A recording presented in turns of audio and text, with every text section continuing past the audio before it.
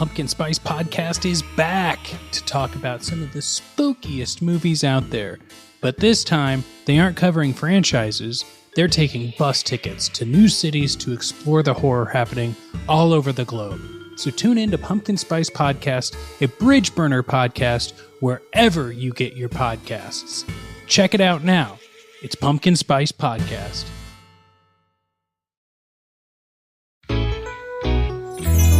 Priceline presents Go to Your Happy Price.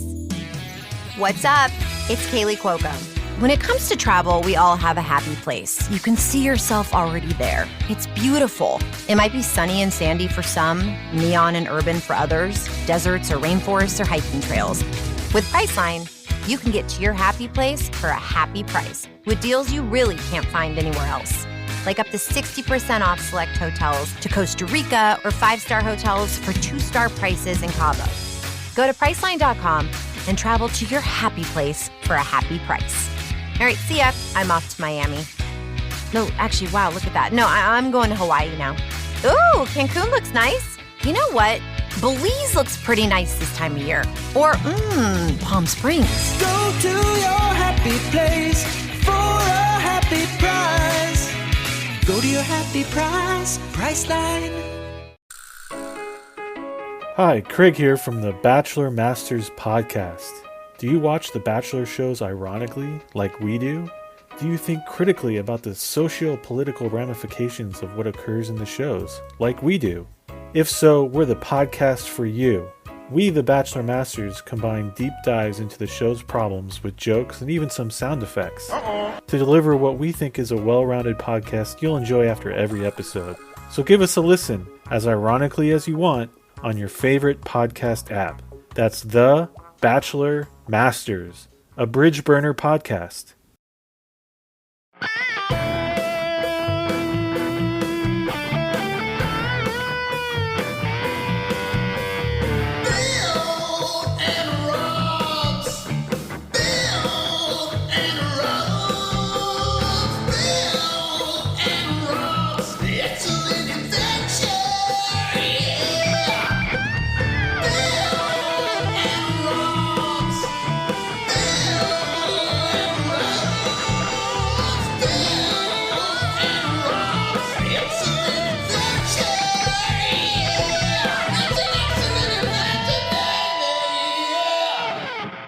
Welcome to Bill and Rob's, an excellent adventure. I'm Bill Tilley. And I'm Rob Schulte. Bill back at it, post-wedding.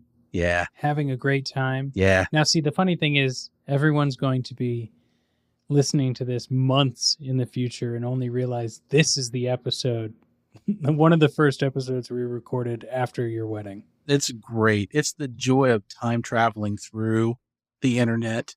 It's just, time means nothing to us, Rob. We're practically recording this inside a telephone box that is bigger on the inside than on the outside. Quite frankly, time never meant anything to either of us. And this movie is timeless. So this movie is a thing. I'm not sure timeless is the word for it, but it definitely makes you feel the passage of time in certain spots. So, yeah. And really cements a certain time that Marvel was in when they were making their movies. You're right. It really does. This is the eve of the MCU, this particular one we're going to look at today. So a lot of interesting things to compare it to if you really think about what we would see just 3 or 4 years from when this movie dropped. Yeah, because Elektra came out in 2005, right? And Iron Man's 2008. Yep. Wow. Yeah, this movie really is I think this might be the last mainstream Marvel release before Iron Man dropped. Wow. More on that later. Bill, I do got to ask you a question, though. Are you feeling good now that you've tied the knot? I feel amazing. Anything you want to let the listeners in on? Any little stories, casseroles, anything? No, because if there's anything my wife now will tell you is that my skills in the kitchen are nowhere near ninja-like.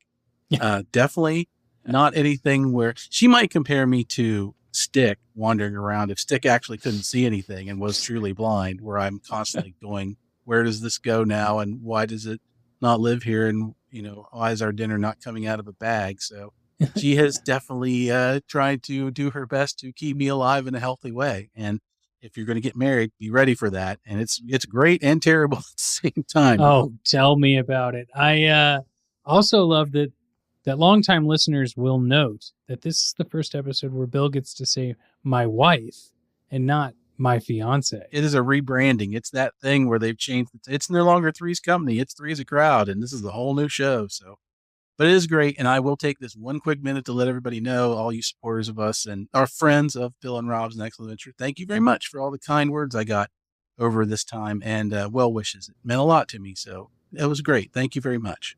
And I had fun visiting Ohio, Bill. It was wonderful. It was great. It was great having you here. And we learned that you and I cannot watch a movie for fun in the same place anymore. It's just not going to work. What do you mean? Nope. I had a blast. We did. And even though we didn't really watch that movie, and we're looking at each other going, we can't. We're going to use all our best material. We can't do this. That's fair. That's fair. Have to be a movie we don't plan on actually reviewing. Then we're good. Here's an idea. We could do like watch alongs, and we could do like commentary episodes where like the next time you and I are in the room together, we just set up the microphone and hit play and record at the same time. But that would be great. You and I have done that. We did that with the holiday special for Star Wars and Sidekicks. Oh yeah, that was a blast. Look at me calling back our own callback. Wow. Well, let me call on this back of the box segment of today's episode so that we can keep going. Bill, today we did watch Elektra, and I have the back of the box right here, as you can see.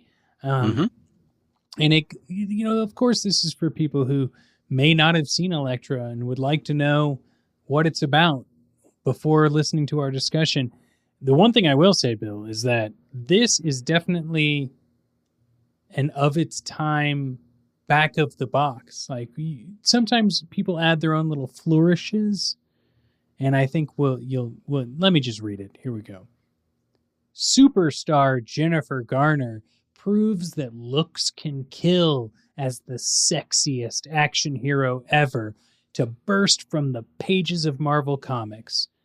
Restored to life after sustaining mortal wounds in Daredevil, Elektra now lives only for death as the world's most lethal assassin. But her latest assignment will force her to make a fateful decision in the ultimate battle between good and evil. Wow. Dun, dun, dun. Bill, how does that make you feel? It makes me feel like I want to find out who determines the ultimate battles. Yes. What is the criteria? Because this ultimate battle happens a lot. Oh, Lord. That's just kind of a general movie thing. But that back of the box makes me feel like, wow, I'm glad the MCU did get here. Yeah. I'm glad that this heavy-handed, blatantly playing upon Jennifer Garner's looks type of description for a movie is something that we generally, I think, don't do anymore because it's bad. It's not good. It's not good. It is bad. It's also not really telling us. I mean, it does tell us what happens in the movie, but it doesn't make us want to watch the movie, really.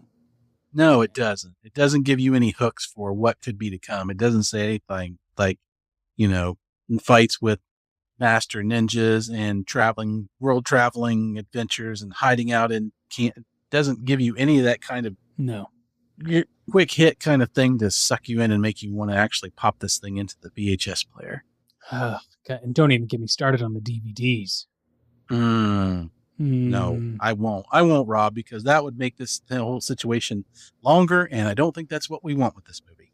No, and here's the thing. We've watched a lot of like quote unquote bad movies, Bill, but there's like a level to it. And this one, we can go through the cast in a sec, but I just want to talk a little bit about why, like, there was a contract to make this movie and it feels like it, It feels like it was forced, and it feels like, although all of the elements are there for like standard cheesy early 2000s hour and a half 90-minute action film, like it's missing the marvel of a Marvel tale. And it feels very shoehorned in with some of like the ninja mysticism. And, you know, it may not be what we would do nowadays in terms of movies, but it also like falls flat for then. Like this wasn't, Yes. people weren't very excited about it then. And it just like, I said shoehorned, but like it feels like they're like, oh, what this has to be magic somehow. There has to be some sort of like supernatural part of this movie. It can't just be about Elektra being an assassin. No, it doesn't. And that's where it falls flat. You nailed it, Rob, because you said this is a movie that was contracted. This was a movie that had to be made. It's not a movie that anybody wanted to make. So this was all set up after Daredevil. Garner was on contract to make this movie. It's clearly fallen into that same trap of, well, we have to do it. And so there's no driving force. There's no love. There's no fan in this movie. And there's a lot to like about the character of Elektra, if you've read the comics or not. I mean, just the general description of, you know, it's an incredible female assassin who goes from place to place. And we all know the shorthand, ninjas, and even slightly mystical type of stuff. But this movie suffers from a studio that decided that we're going to go ahead and we're going to do this, but we didn't really do well with Daredevil, which was kind of dark and gritty and urban, which is what the characters are. So what do we got that's hot? Well, you know what else was hot at this time? X-Men. Oh yes, X-Men was, because we had been, Mm-hmm. we had 3 X-Men movies at this point, or just the 2. Can't swear to it. X-Men came out in 2000. So if we haven't got the third one, we're pretty close to it at this point. And it just falls into that we got to have a mutant gang kind of trap. Yeah. So yeah, the movie sways out into mystical, magical type of stuff, which is goofy. And I think you could trace it back to the studio just didn't want to make a hardcore assassin movie. They just looked at this and went, comic booky stuff, and picked some stuff and ran with it. And well, X-Men's hot. Let's throw in some X-Men type villains into it. And that's when you get this mishmash of, it's a movie, but it's not really going anywhere. And nobody's really driving it in a way that matters. And it's sad because there's some talent in this movie. It's so true. Let's roll through some of the cast though, because speaking of talent, like we said it, Jennifer Garner plays Elektra, reprising her role from Daredevil. We got Goran Visnich. I don't know how to say this. Visnich? I think that's close. Apologies, Goran. He plays Mark Miller, which, not to be confused with Mark Millar. I know, that threw me too. Kristen Zien plays Abby Miller. Will Young Lee plays Karigi. And then I think the only other really notable person would be Terrence Stamp plays Stick. Oh, yes. Terrence Stamp. Very notable. You got General Zod in your movie. Now, your superhero Marvel movie. And as we all know, Peter Madrigal's favorite movie is Superman 2. Yeah. With Terrence Stamp. Yeah. And Elektra, I'm sure, is close behind. I'm sure Peter follows up Superman 2, watches Elektra, does a little back-to-back every now and then. We'll have to ask. How dare you even compare this movie to Superman 2, Bill? I know. There is no comparison. It's not even close. Oh, man. So let's talk about like our relationships to this one. It's standard protocol on this podcast.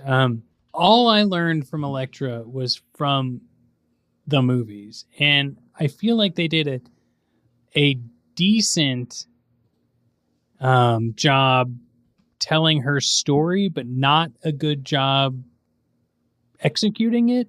Am I right there? Like they kept like her Greek background, but I'm not sure why she was also into martial arts. Like there's some pieces. Did you read Elektra at all? I did. I read a lot of Daredevil when I was a kid.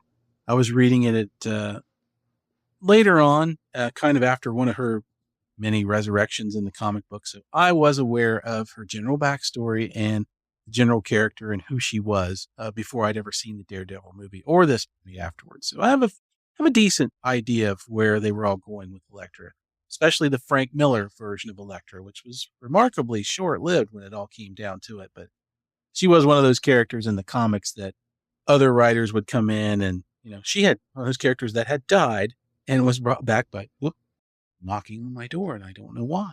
Is this for the Terry Kitty Litter Corner? I don't think so. New segment on the show? No, that is definitely not going to become a thing. Although, then we might get a sponsorship from Chewy, and that is big money, Rob. So maybe I'm going to change my mind on that. But no, getting back to it, yeah. So I was familiar with the Elektra character, and this the Daredevil movie did a decent, like you said, a decent job of saying it, not a decent job of executing it in any real way. Yeah. And this movie doesn't carry over that story very well either. And that's a real problem for anybody who does know this character. And to be fair, Elektra, not a mainstream character in any way compared to like a Captain America or the name recognition of a Iron Man or Thor or anything like that. Yeah. And you can't piece together even a guess at what her character would be just by the name. Right. You could maybe piece together what a Thor would be, or an Iron Man, or a Captain America. So I think that also is tough for an audience, Yeah, you have to take a character like this, which is a lower tier character. You have to explain them well within your movie, because not even the people that know the character, there's not going to be a lot of those. So you need to be able to see the nugget of that character, know that it's a good thing, and then really put it up front really quickly and let people get in and go, oh, this is why I should be interested in this person, and go from there. Mm-hmm. And she's rather muddied in the movies about why anything is going on with her at all. Can we just take a moment to talk about her being brought back to life? Mm-hmm. So she dies in Daredevil, which is, I think, why this movie suffered so much, because people are like, what are you doing to us, Marvel? Like, what are you're like, it felt disingenuous for them to make the Elektra movie. Like, it felt like a cash grab, which it was. Mm-hmm. But also they don't execute it in a way, no pun intended, in a way that would make people go, oh no, you want to go see Elektra because of, like, there's actually a reason for why she's alive. And the reason is a preamble animation that says the type of martial arts that stick practices can sometimes let you bring people back from the dead. How? I have no idea. But also, they repeat that and don't let you forget it about 3 times throughout the movie. So I wonder if anyone else is going to die I don't that know. Elektra will then have to bring back to life. Could it be the young, new Elektra? Could be. It's possible if you believe in this kind of foreshadowing, which we do, because we've seen these movies. Yeah, it's one of those things where, and it's always the tightrope you walk with a character self-contained from a comic book that is human-based. And, ninjas kind of get a pass sometimes. They're considered almost quasi-mythical, depending on who does the movie, as to what they can get away with. But the minute you start do the heavy mysticism and you've got the reincarnation by what I have called, and what was confirmed by the wife that was sitting there next to me watching it, correct me if I'm wrong, Ross, but I think a little later down the line in another franchise that there's a character that somehow magically brings people back to life using the Force. I mean, sorry, not the Force. Magic. I have no idea what you're talking Yeah. about. Yeah. Marvel stole bringing people back with the Force from Elektra. There, I said it, put it out on Front Street. That's my first hot take of the episode. There's going to be more, so stay tuned, everybody. Let's just put it out there. It's a little bit easy. It is. It's a little bit easy. And like you said, it just muddies the waters because there's this character who's got a movie who's dead. They didn't do the marketing like she's back from the dead. Is she zombie Elektra? Is she any of these things? No. And it's a storyline that you can do in a comic book because you've got the leeway to do it and stretch it out and explain it. But in a movie, it just comes out of nowhere. And he doesn't even say why he brings her back to life. He just does. For the movie. For the movie, because he's under contract. Yeah. But also, like, come on, just, I don't know. Like, it's so easy for us to be like, come on, care about your characters, do this, do that, do the other. But really, it is one of those things where it's like, sometimes a movie is just contractually obligated to get made, and no one wants to put in the extra effort because they're being forced to make it, essentially. Yeah, and I think so. Maybe you only get this person making the script and no rewrites, unless you're rewriting it on shoot day, and I have a feeling some of the actors didn't necessarily want to feel as passionate about this project. It's entirely possible that a few of them were, I don't know, phoning it in, maybe a little bit. Maybe a couple of them. Bill, with that said, should we jump into our next segment? I think we should do that, and we call it What's Under the Mask.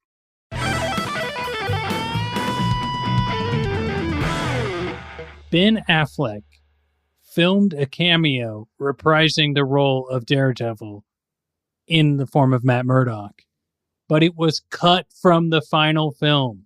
If that tells you anything about this movie, why would you? I do not understand how on earth that would be the decision. I don't know, because this movie desperately needs the Daredevil connection, if for nothing else than to cement who she was and why she's there and why she died in the first place. You see a glimpse of it and you hear his name once in a while, and it doesn't need to be a heavy-handed treatment of it, but you're bouncing this character, spinning it off out of the main character from your other movie. It would only make sense that he would be involved somehow, even if not in a present day cameo, which I think his cameo is actually, if I'm not mistaken, it's like a dream sequence that she has at a point in the movie where she's talking to Matt. I think it's when typhoid kills her, but yeah, Could be. Or it could have been a dream sequence. There's a couple of those. Could be. Regardless, it could have made for at least a better trailer if we got a little bit of Matt Murdock in there. Yeah, for sure. And it definitely could have helped with some Deus Ex origin or Deus Ex motivation, depending on how it got inserted into the film. But yeah, a little bit of the Daredevil would have gone a long way to help this movie in its storyline, for sure, placed in the right spot. Well, what else do you have on the What's Under the Mask? So it's interesting that this is actually the first Marvel movie that has a female lead in it. Of all the ones we've seen up to this point, everything Marvel's put on screen, 2005, Elektra is the first female-led Marvel movie to hit the screen. And we don't get another one until Captain Marvel in 2019. There's Black Widow, and Right. then there's the Wasp, and there's all this. But yeah, woman-led, fronted movie. Yeah, that's interesting. It's like, I guess part of me can see it because like there was unfortunately not that many like movies people were clamoring for, I guess, that weren't X-Men or Spider-Man or Iron Man or whatever. Very true. But it was it's nice to see, at least at this point, that they're starting to realize that the female characters are interesting. They at least thought this was interesting enough to make a movie out of this character, which, even if it's not the best movie, it's a step in the right direction. Sadly, it's because this movie's box office, probably, it's a step they quickly backpedaled on. So it's sad to see everybody out. Yeah, and it's sad to see a thing that they'll blame the failure of the movie more on the character and not how the story was written. Because at the end of the day, it's the story. It's always the story. So that was kind of a good thing, quickly followed by a very sad thing. Well, here's a bizarre thing. In 92, apparently Oliver Stone revealed that he was working on an Elektra film titled Elektra Assassin. Whoa. Based on the comic book series of the same name. Oh, I would watch that immediately. Oh my immediately. God, that would have been so good. Oh, it would have been just dark and brutal, and it would have been full of political intrigue. Yeah, it would have been, Kevin Costner off to the side, tracing the path of the size it traveled through. Villain, this other villain. Everyone's eyebrows would be wild. Mm-hmm. Yeah. Soundtrack would be amazing. You can bet your bottom dollar on that. Well, what's your last one for What's Under the Mask, Bill? So there's some footage cut from the film of Mark Miller fending off hand ninjas at the cabin in the movie where Elektra and he first kind of come into contact with these people. So I find that interesting and sad again, because that character and Abby as the father and daughter, it's not really clear to me as this movie's going along why these things are happening to them dead in the first place, and have managed to live this long. Elektra even says, like, they have to run. Everybody they go to for help says, you're dead already. The Hand is the worst. The Hand comes after you. That's the end of the thing. So how have you made it this far on your own? So to have seen him perhaps taking on a couple of ninjas and at least being able to defend themselves enough to be on the run would have put some context into these people. And I think given them more motivation and actually made them more believable as people on screen in this crazy situation, how they've managed to survive this far. So once again, of the things that you kept in this movie, the things you can lose in the edit sometimes will make you cry. And I think that tells me that somewhere on the floor, there's a better version of this movie with these characters, and we did not get it. Not at all.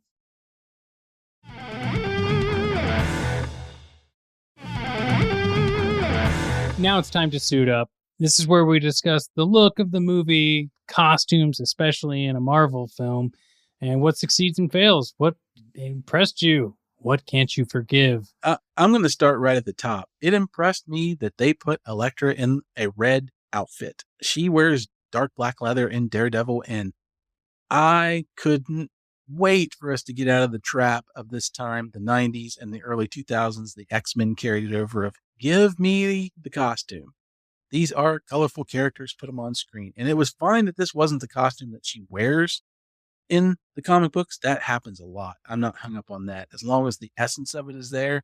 And seeing Jennifer Garner cut loose in that red assassin outfit, while it is implausible, not really good for, I would think, a lot of combat, especially, outside in the cold. But on screen, it looked great. Really, really liked it. I'm just going to piggyback on that because I didn't even write this one in my notes. Like, there's a scene towards the beginning where she like spins around and like all of her hair's in her face and it's the wind. And I was like, this is a total 90s, like they used an image from the comic and now it just didn't translate.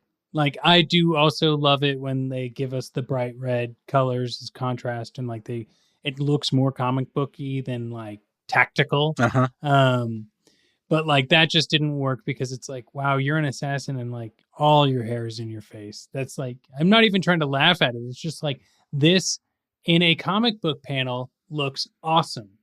On screen in slow-mo with the wind blowing, not as much, unfortunately. So that was a bad one for me. So much wind in this movie. The wind is almost its own character. It is just whipping things around. It's there when it doesn't need to be. There's no explanation for why it's there. And I don't know if you're doing so windy inside all of these buildings. Yeah. I mean, come on, man, put that hair in a ponytail, Jen. This can't be how you're going to go out and face these people. You're just going to spend the rest of the movie, going and spitting the hair out of your mouth as it flies in there. It's crazy. Also, as an assassin, you're leaving DNA. Yeah. Shave your head. There's a scene in the movie, dear viewers and friends, where she's on the floor scrubbing the crime scene, and they're like, why are you doing that? She's like, I'm getting rid of my DNA. I'm like, I think even at this point in 2005, we all know that's not how you get rid of DNA. And if you really want to do it, you better be sealed in an airtight suit all the way around because it's everywhere. And your 5 foot long strands of hair are probably going to be found all over this guy's apartment. So not great. Yeah. Well, I'll say something good that I liked. The villains looked like villains. And I also said Elektra looked like Elektra because she did. But like, there's some X-menification of the villains, but at least they looked like comic book villains. And they were like a crew that was sent to take on Elektra. Now, if I dissect that any further, there's some problems, but the villains looked like villains. This is true. They did. And that you're right. I think that is a direct kind of X-Men type of thing. They do look like the Brotherhood coming out of nowhere, which is strange since, we're told we're given the Ninja Hand Clan, which is pretty cool. But to be fair, if you just get a lot of nameless ninjas, they all do look the same at one point. So, which is one of the things actually I think was good about the movie. I think the fighting sequences are pretty good. I don't have a lot of problems with them. They're energetic. They're fun. The rationale behind them isn't very good, and the story that surrounds them isn't very good, but they really worked hard. And props to Jennifer Garner. I think she really put in some work on the Wire Act and did some great stuff. The villains, the ninjas, they look really neat and all that.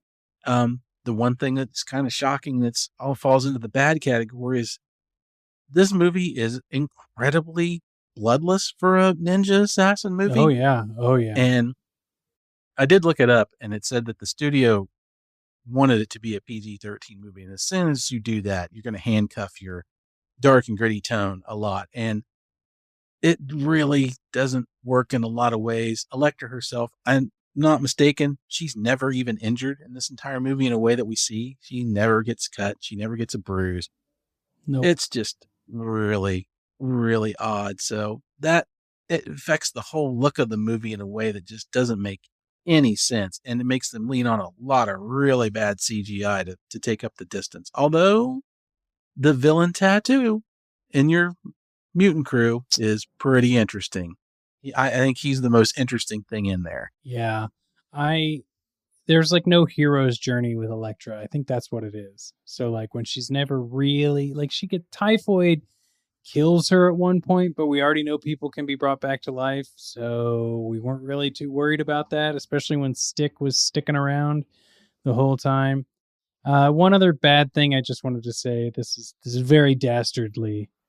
The movie had a weird blur to it. And it was like very shiny in some scenes. Like something about it, like there was no like visual continuity. When they were inside and she's cleaning up the DNA, like you're talking about that one time, feels like it's shot on film. When you're in any sort of like mansion scene in Greece, like it feels like it's total green screen set, you know, like there was so much about it that just felt like, I don't know, I was not immersed into the film. Yeah, I understand what you're saying now that you pointed it out. There was something about it that seemed off, and maybe that was it. Maybe it's too bright in a lot of places. It has a lot of daylight scenes that you'll go from really bright and then really in focus, and then the darker stuff is in that wonderful blue light in a lot of places, but it's fairly well lit too. And maybe we're getting too good a look at this movie. I'm not sure. And it seems like to me, this movie suffers from too many extreme close-ups in a lot of situations. They want to get very close to people when they're talking and when they're interacting to the point where you do a lot of two shots, it seems, this back and forth and not just a lot of people in screen. So yeah, I don't know. I think now you pointed it out to me. You're right. It does have a weird film to VHS type of shift to it in some places. It's very odd. Straight to tape. Should we move on to the hero or villain segment? I think we should. I want to say, after saying all of what I've just done, my hero of this movie is Jennifer Garner. And wow, I know. And I'm going to say that's not exactly the best thing because of all the people in this movie. And it's not a large cast. This is not a huge amount of people or even extras in this movie that come across the screen. I didn't really feel connected to any of them in any real sort of way. But Jennifer does as much as she can with the script that she's got. And I did look up, I don't think she was particularly happy with this movie. It's been noted that she kind of dogged it in the press and didn't really speak well of it when it came out. Everyone loves when you do that. Yeah, they don't like that. But even so, she did a lot of good stunt work. She did some exciting things. I don't think she emoted a lot of it real well, but I don't think there was a lot there for her to do. And considering that Elektra in the comic books is a kind of not ethereal, but she's captivating in a way. And Jennifer Garner is a lovely girl and a lovely woman, but she also kind of has, for me, that girl next door. She was shooting Alias at the same time. So you've got a character that kind of works that way. And her not being like somebody like could have brought some more of the Elektra background to it to make it more believable, because her Greek heritage is never really put into any of this at all, to the point where when it comes up, it feels odd and strange when you hear it, because you're going, I don't think that's right, Jennifer Garner. But of all the things that are going on in this movie, she's the hero and, well, anti-hero, I guess you would put it. And she is the thing that I look at and focus on the most in this movie. So she managed to captivate me at least somewhat into this, and that was no small feat for what we're given. So she gets my hero role. I'm going to give my hero role to the villains. Whoa. Because, and I don't mean like the main villain sword fighter guy. I just mean the gang of like what is, like you said earlier, pretty much the Brotherhood of Mutants. I just think nothing else really jumped out at me. I was like, if anyone's doing their job 100%, it's these bad guys, these bad guy villains. And just Jennifer Garner didn't do it for me. She didn't sell me on Elektra. The other Stick didn't sell me on Sick. It's just, this is a tough one. But that I would say I have to give the hero to the villains. Now, my villain is going to be Typhoid, because, and maybe it's tied with Stick, because they were just too over the top. Like, I know Typhoid was part of the villain crew, but the villain crew is a crew. That was my hero. When you start pulling away the skin of that onion, Typhoid was a little bit, I don't know, it just felt like Poison Ivy, like over the top. And then Stick was like, who plucked Zod out and threw him in as a martial arts master? What is this? It was wild. What about you, Bill? Who's your villain? Well, not far off from what you said. My villain is the character of Stick in this movie. What a waste of Terrence Stamp. Yeah. What an absolute waste. The character of Stick in the comics is a gruff, sometimes mean, cruel instructor. He teaches through pain and whatever, but he's not stupid, and he's not corny. And every line that Terrence Stamp utters in this feels like a bad fortune cookie wrapped in a bad Kung Fu theater script. It's just awful. And the way he comes on screen, he just, no part of this makes any sense whatsoever. They put him in, he's got white hair. Great, Stick has white hair. That's not good enough at all. And there's one scene in particular in this movie where we're told that once Stick brings Elektra back from the dead, she goes back to his camp with his bunch of ninjas and this training, and he boots her out at one point, turns her out into the world. She's too mean. She's too whatever. He can't teach her. Nothing for her to learn here. And then circles back X number of years later to tell her, well, you were always a good person. You just needed to know that. So like your idea of supporting her was to kick her out into the world, just leave her on her own, abandon her after this huge trauma, where she turns into an assassin for hire, kills who knows how many people, so that you can then find out, oh, you're fine. You were good after all. That was my plan the whole time. What kind of help is that? Shitty. That is a bullshit right there. So Stick's my villain. He's just, his motivations, everything about him in this movie is just awful. It's terrible. Time for the splash panel. Which scene would you show to get someone to watch this movie? I drew a blank, but I think I would just say the opening scene, because that was still at least very over-the-top fun with the guy explaining Elektra and just knowing he was about to die. Wow. You and I might have been doing this too long, because I had the exact same experience. Yeah. Drew a total blank. Yeah. Had to go for help and talk it out, and came up with the same thing, that it would be from basically the point of just short of Elektra confronting what we assume is a villain at the beginning of this movie that she's been contracted to kill, where he is kind of giving us her origin story in a way that we don't get anywhere else. He's explaining to somebody else in the room, one of his security guards, who Elektra is, what she does, how good she is at it, why we should be afraid of her. And then she does confront him. And that part of the movie's pretty good. as far as what it's leading up to, where she's there, he's discussing it. There's some cool interaction there. It's real kind of almost gangster, but very almost Kill Bill Tarantino-ish in a way. And it is interesting. You're giving it some credit, but yes, I can see what you mean.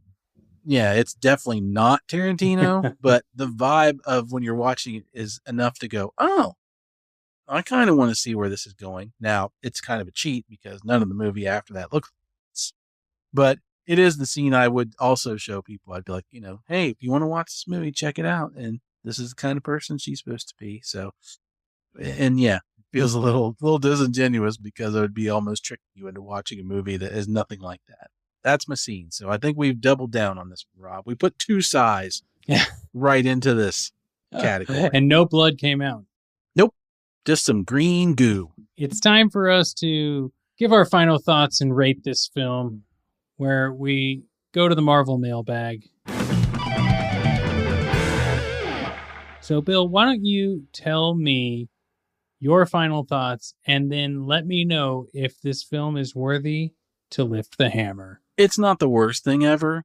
You can watch it, and I think it's a movie that probably lends itself towards some. You got a lot of people working on this thing, but not a lot of real passion. I don't think anybody's trying to make a bad movie, but they're definitely also not working hard to make it a good movie. Very disjointed, innocent movie. This could have been a really great genre, martial arts, even mystical, ninja type thing set within the Marvel universe. They do these characters really well. Daredevil is pull out the best parts of it and run with it.